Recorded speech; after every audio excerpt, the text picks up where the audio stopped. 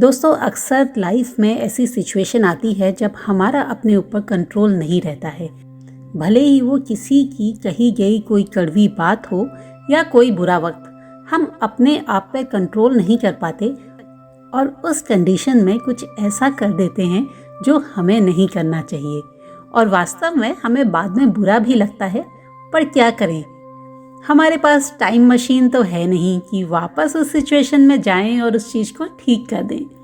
तो कोई बात नहीं, जो हो गया सो हो गया, पर ये तो इंश्योर कर सकते हैं कि आगे हम अपने आप पे सेल्फ कंट्रोल रखें और वो सिचुएशन हम दोबारा अपनी लाइफ में ना लाएं।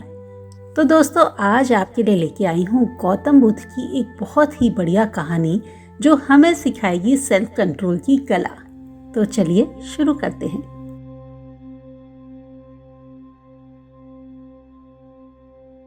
एक लड़का बहुत ही जिज्ञासु था।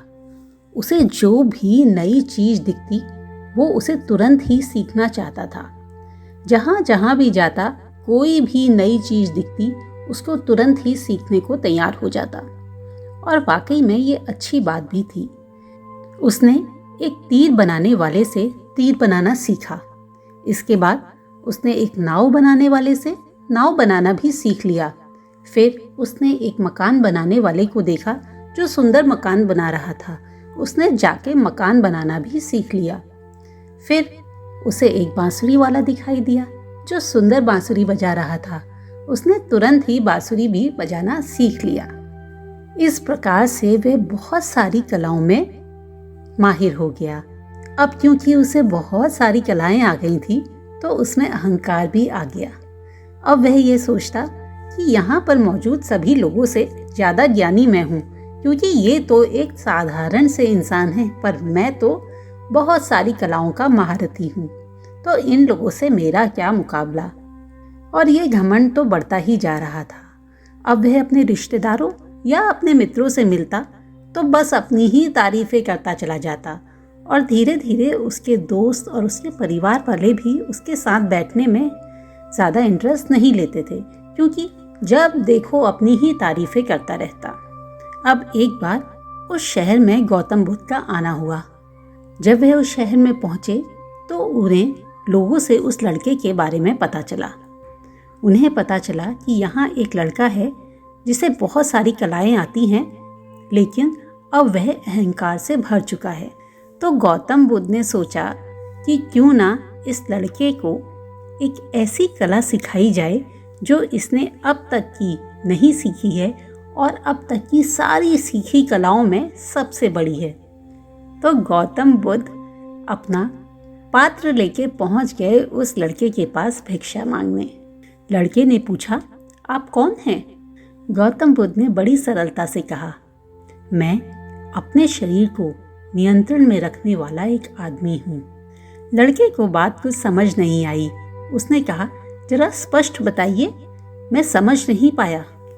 तब गौतम बुद्ध ने मुस्कुरा के कहा, जो तीर चलाना जानता है वह तीर चलाता है, जो नाव चलाना जानता है वह नाव चलाता है, जो मकान बनाना जानता है वह मकान बनाता है, मगर जो ज्ञानी है वह स्वयं पर शासन करता है। लड़के ने पूछा, वह कैसे? गौतम बुद्ध ने उत्तर दिया, यदि ऐसे व्यक्ति की कोई प्रशंसा करता है तो वह अभिमान से फूलकर खुश नहीं हो जाता, और यदि कोई उसकी निंदा करता है तो भी वह शांत बना रहता है। ऐसा व्यक्ति सदैव खुश रहता है। लड़के को पता चल गया कि उसने सारी कलाएं तो सीख ली, पर सबसे बड़ी कला जो खुद को कंट्रोल में रख पाने की है वह उससे अभी भी अपरिचित है। तो दोस्तों, भले ही हमें सब कुछ आता है, पर जब तक हमें अपने ऊपर सेल्फ कंट्रोल नहीं आता तब तक ये सारी कलाएं बेकार हैं। अगर हम जिंदगी के उतार चढ़ाव में अपने आप को कंट्रोल नहीं रख पाए तो हम किसी भी स्टेज में गिर सकते हैं। इसी बात पर गौतम बुद्ध कहते हैं, जिसने अपने आप को वश में कर लिया उसकी जीत तो देवता भी हार में नहीं बदल सकते। और दोस्तों, ये सच ही है। सेल्फ कंट्रोल कर पाना बेहद मुश्किल काम है, लेकिन अगर हम अपनी लाइफ में चेंजेस करने और गुस्से और अशांति को मैनेज करना चाहते हैं तो ये हमें करना ही पड़ेगा। दोस्तों, बहुत सारी टफ सिचुएशंस आती हैं, उस समय अगर हम थोड़ी देर शांत रहें, उस सिचुएशन को ऐसे ही जाने दें। हो सकता है कि थोड़ा टफ हो, सामने वाला कुछ ऐसी बात बोल रहा हो जो हमें बहुत चुभे, पर थोड़ी देर उस समय हम अपने माइंड को किसी दूसरी डायरेक्शन में ले जाएं। क्यों? क्योंकि ये तो हमारा माइंड है, इस पे तो हम ही कंट्रोल करेंगे, कोई दूसरा कैसे कर सकता है। तो बस थोड़ी देर अपने माइंड को कहिए, अभी तुझे यहाँ नहीं रहना है, यहाँ जो बातें हो रही हैं वो तेरे लायक नहीं हैं। तुरंत अपने माइंड को उठा के किसी दूसरी चीज़ में इंगेज कर दीजिए, और जब वो सामने वाला चुप हो जाए तो अपने माइंड को वापस ले आइए।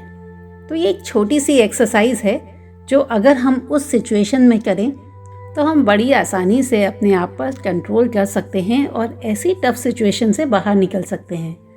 दोस्तों, एक बात को याद रखिए, मन के हारे हार है, मन के जीते जीत। या तो आप अपने मन पर नियंत्रण रखते हैं या ये मन आपको नियंत्रित रखता है। तो आपको डिसाइड करना है कि आपके माइंड का बॉस कौन है। दोस्तों, चीन के एक प्रसिद्ध दार्शनिक लाओ त्सु के अनुसार जो दूसरों को कंट्रोल करता है वह शक्तिशाली हो सकता है, लेकिन जिसने खुद पर कंट्रोल कर लिया वह अधिक शक्तिशाली है।